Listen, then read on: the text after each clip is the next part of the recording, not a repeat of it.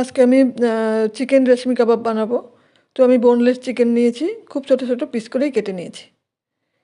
আর নিয়েছি আমন্ড বাদাম আর কাজু বাদাম আমি একসঙ্গে বেটে রাখবো। এবার কিছুটা লেবুর রস দিয়ে দিলাম চিকেনের মধ্যে। দিলাম কাঁচা লঙ্কা বাটা আর আদা আর রসুন বাটা। আমি গোলমরিচ গুঁড়ো দিয়ে দিব পরিমাণ মতো। টক দই দিলাম জল ঝরানো, খুব ভালো করে জলটা ঝরিয়ে নিয়েছি।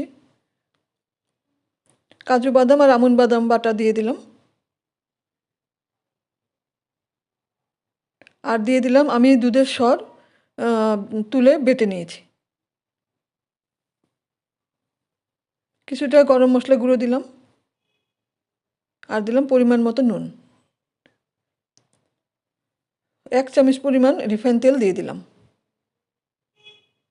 এবার খুব ভালো করে আমি মাখিয়ে নেব।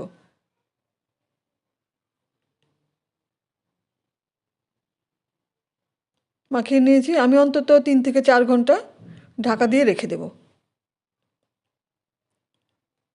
আমি আজকে রুটি ভাজার তাওয়াতেই বানাবো। তো তাওয়াটা প্রথমে আমি খুব ভালো করে গরম করে নিয়েছি। তারপর রিফাইন তেল ব্রাশ করে দিয়ে আমি কিছুটা রিফাইন তেল ছড়িয়ে দিলাম। দিয়ে আবার ভালো করে গরম করলাম। এবার দিয়ে দেব চিকেনগুলো। আমি সবগুলো একসঙ্গেই দিয়ে দেব।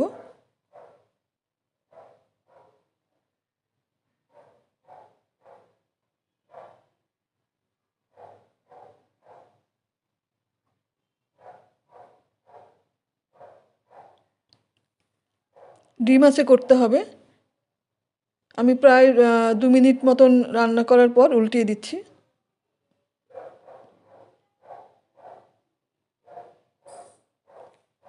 যেগুলো হয়ে গেছে সেগুলো আগে তুলে নিলাম।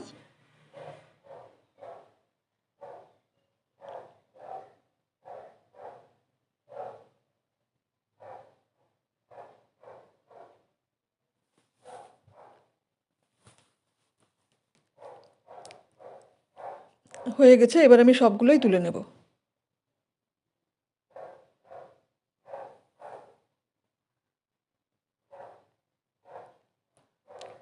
এবার সার্ভ করে দিলাম।